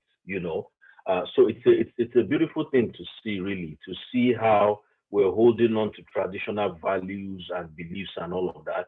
But however, we're translating them in a way that is contemporary. And as such, it's made it easier for people in diaspora to also embrace it and express it within the Western context that they're in, without necessarily feeling odd and so on. You look at what's happening with fashion now. the way we're taking African fabric to sew Western style of fashion and all of that, and how even brands today, you've got to, it's easier. You can't do just a commercial today that just speaks only English. You've got to do the local language version of it. You've got to put the nuances in the language. It can't just be a transliteration. It's got to be a full translation expressing all of the wisdom that is found in the proverbial side of local language. So I see all of that evolving and actually lifting up brands and people engaging with brands and markets that way. And I find it really, really so exciting. Right, awesome stuff. And just to mention, by the way, as we wrap up for the day, we will be announcing the Best Paper Award. So I hope you're standing by wherever you are for that announcement. Question for you, Janet. What do you think is going to be the next frontier of research mining? The next frontier of research? Yeah, where will we be dipping into and looking at for research and insight? I think that one of the biggest things is, and it's the challenge we've had, which I spoke about, is the joint industry committees in each country. I think there's a lot of research data that is available in country, but there's no way of it being released. In other words, people don't have any idea of how to start actually accessing it or how to start dipping into it. And that's where I think the conversations have to start. Some countries are very advanced, and we saw how many countries have been able to submit the research. One of the things also, I think, and we spoke about the digital and online kind of access to data. I think that is going to open up in a whole new world for us, because with cell phones, and we saw, for instance, in Algeria, the 95% access to online through cell phones, and surveys and all of those kind of questionnaires, which used to be done as on a face-to-face level, don't have to be done that way anymore. And I think there's going to be a whole explosion of information that's going to become available through the use of online data and mobile data. Going forward. Very interesting. Thank you for that. Thank you so much to Janet Proudfoot, GM, Group Research and Audience Strategy at eMedia Investments, South Africa, and Feye Olubuto, founder and managing partner at Open Squares Africa. Ladies and gentlemen, wherever you are, let's just move straight along in concluding our day 3 of the PAMRO virtual conference. Without wasting any more time, I'd like to introduce once again PAMRO President Sifiso Falala to start our conclusion. Thank you very much, Sia. Thank you very much, ladies and gentlemen, for participating in this first conference of its kind. It is with a sense of pride and some relief that I have the opportunity to announce that we have come to the end of our 2020 PAMRO conference, our first ever virtual one, and yet in many ways, one of our most memorable ones. Just like you close a container with the same lid that you opened it with, I will close the conference with the same message that I opened it with. And my message was, we are Africans together. It takes all of us to be African. Thank you for actively playing your part this week in this respect, as we continue our journey through research of finding the hearts of Africa, and with this, its beauty and incredible people. God willing, and us trying, change is imminent, and we are closer to solving the centuries-old puzzle of uniting Africa, Africans, and African resources. We would all have loved to have been hearing this from a warm and electrifying evening in Casablanca, Morocco, or in Marrakesh, as was the plan a mere 14 months ago. Thanks to COVID, we have to live with the idea that perhaps later is greater. We are adaptable as an organization and do recognize that this reality may yet have staying power. Regardless of what happens, this virtual format of sharing knowledge and experiences has merits of its own, and I'm sure you'll agree with that, and is set to continue into the future. On behalf of the board, and thank you board members, contrary to popular assertions, I am not a yes man or a yes president. When the board says no, I also say no. The Executive Director, Jennifer Daniels, Past President Joe Otten, Vice President Jonadab, and our members and sponsors. I would like to thank all of you for making this event such a roaring success. Since we cannot really upload coherently on this virtual platform, give yourselves a pat on the back. Thank you to our speakers for providing such compelling content, which enabled us to taste the untested waters, to wade through familiar ones, and to visualize rivers we are yet to cross. You have allowed us a generous glimpse into bot-enabled research, multiple digital screens at a global level, alternatives to face-to-face research, digital research platforms, and asked whether we were answering the right questions, and indeed, if we were asking the right questions. You've challenged us to take advantage of existing data to grow our brands and how to differentiate our brands and make them stand out. It is in this light that you gave us a look into behavioral communication and gave us a new vantage point from which to look at African media. For all of us that are interested in a brighter Africa, an exciting phrase was used at this conference, which explored the affluent African consumer and how we can reach them. As we witnessed today, an approach to segment the African consumers was also discussed. It is available for use by all of us that are in market research, in marketing, and in business in general.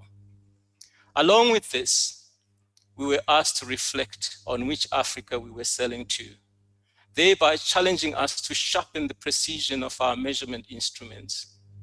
We also were treated to digital viewing trends through COVID-19 and beyond, globally and in specific areas such as Kenya. Thank you once again, our esteemed panel of speakers. We look forward to learning more about your work in these areas as it develops. Thank you to all those that were involved in the preparation of the country reports, and to Janet Proudfoot for presenting them. These reports are one of the many useful benefits that you will enjoy by becoming a member of PAMRO.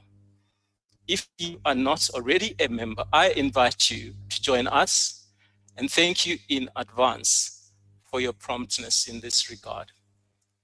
Thanks to our advertising and PR company, thanks to Trevor and all the brains behind the glitz and the glamour that we feasted on with our senses of hearing and sight. And finally, I would like to thank our program director, Sia Sangweni, a distinguished gentleman with a passion for humanity, exceptional empathy, and a bright future ahead of him. Sia, you have done your job with the ease and grace of an antelope and the authority of a lion.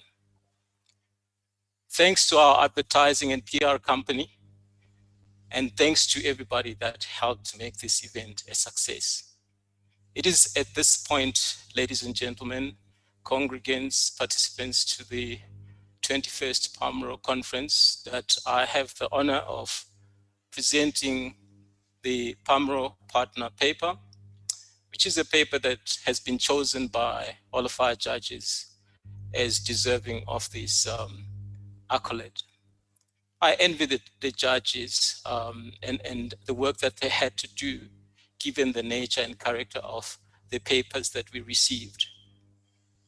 I'm sure you'll agree with me that their job must have been immensely difficult. Nonetheless, our judges have made a choice, and I am going to announce that the the paper chosen on the criteria that included relevance to the theme, supporting evidence, quality and presentation, authenticity. The paper that exceeded expectations was the paper entitled Measuring the Changing Economic Landscape of Africa. This paper was presented by Karine Duchesne, Neil Higgs, and Shramik Misra. Congratulations to them, and also congratulations to all our other speakers. Karine, you'll be receiving a call from us. It is quite a process to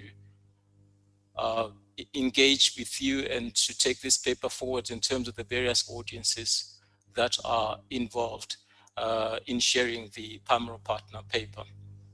In accordance with the board resolution empowering me to do so, I therefore declare the proceedings for the 2020 PAMRO conference to be officially concluded and hand back to the program director. Thank you.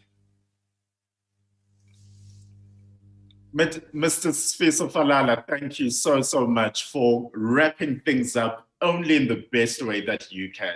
And thank you for those special words directed particularly to me.